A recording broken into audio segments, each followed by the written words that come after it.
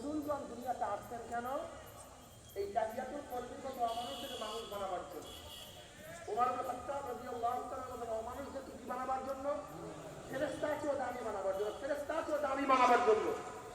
আর ওমর ইবনে খাত্তাব রাদিয়াল্লাহু তাআলা এত দামি হয়ে গেছেন যে দামের কোনো শেষ নাই।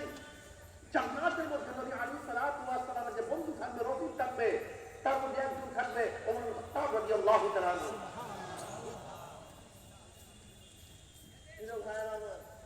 আমার যুবক বাবারা, যারা বয়ান শুনতেছেন, স্কুল কলেজ ইউনিভার্সিটির ছাত্র বাবারা, ওস্তাদেরা, এই চেহারার নাম মানুষ না, অবয়বের নাম মানুষ না। আমরা যেইটা পড়াশোনা করি, যে চিন্তা করি, এটা পচনশীল। এই শরীর নিয়ে যত গবেষণা করে ধ্বংসশীল। এই শরীর ধ্বংস হয়ে যায়, পচে যাবে। হযরত